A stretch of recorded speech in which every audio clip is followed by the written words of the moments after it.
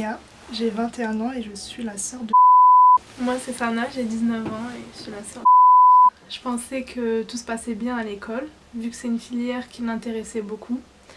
Et donc moi en tant que grande sœur, c'est sûr que ça fait mal de voir sa petite sœur entrer des cours en pleurant parce qu'elle a été victime de moqueries. Donc elle n'a pas choisi d'avoir ce handicap et ce qui est absurde, c'est que les personnes qui se moquent d'elle sont censées réaliser plusieurs stages avec des personnes handicapées.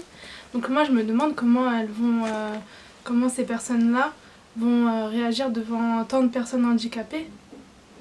Donc si elles sont capables de se moquer d'une personne handicapée comme ça,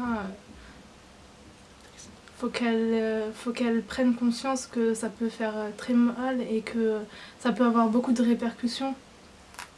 Par exemple, elle m'a dit qu'une de ses camarades lui avait demandé de ramasser un stylo et que les autres filles de la classe lui disaient « Non, demande pas à Inès, elle voit rien ».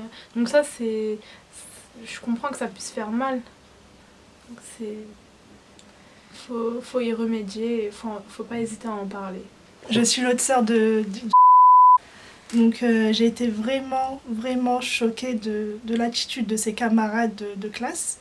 Ils ont été très agressifs avec elle, d'autant plus qu'elle souffre d'une maladie. Je trouve que c'est un peu inhumain de réagir de cette façon. Elle en a beaucoup souffert. Parfois, ça lui est arrivé justement de se réveiller en pleine nuit et d'y penser. J'adresse justement un message à toutes les personnes qui écouteront ce témoignage.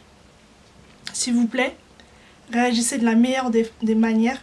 Soyez conscient du mal que vous faites quand vous vous moquez d'une personne handicapée.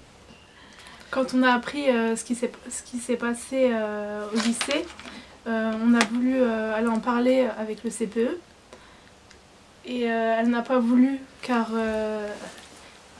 elle a eu peur des représailles, que ses camarades de classe lui disaient que si tu te plaignais, on allait te taper à la sortie des cours.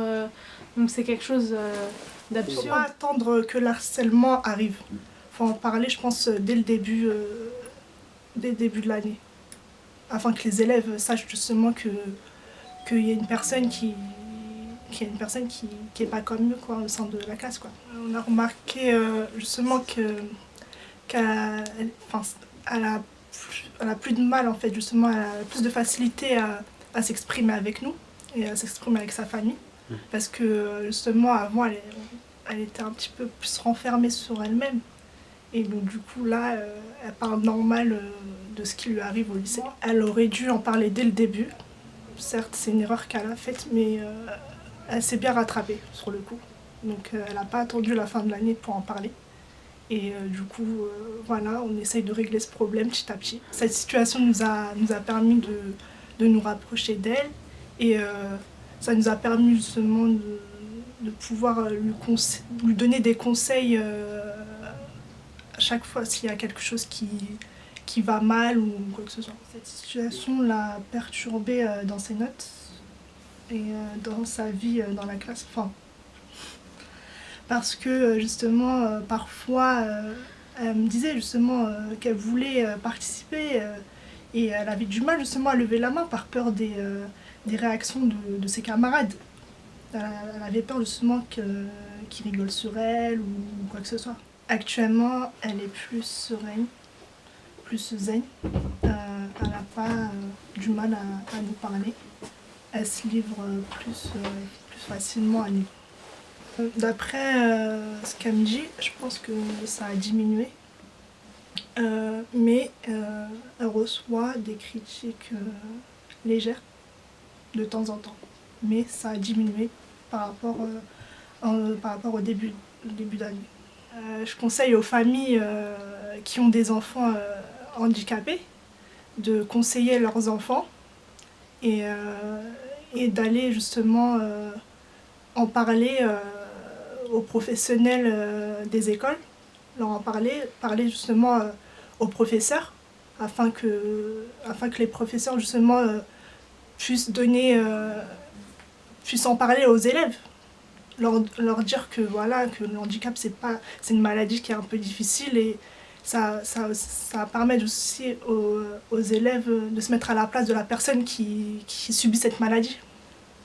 Les enfants victimes d'harcèlement doivent en parler le plus tôt possible, ne pas hésiter justement à en parler à leur professeur, au CPE, justement,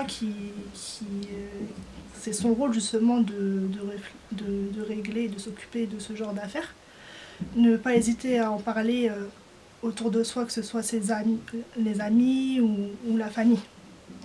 Et aux parents justement de parler avec leurs enfants et de leur dire comment ça se passe à l'école et s'il y a un problème, ne pas hésiter à contacter l'établissement.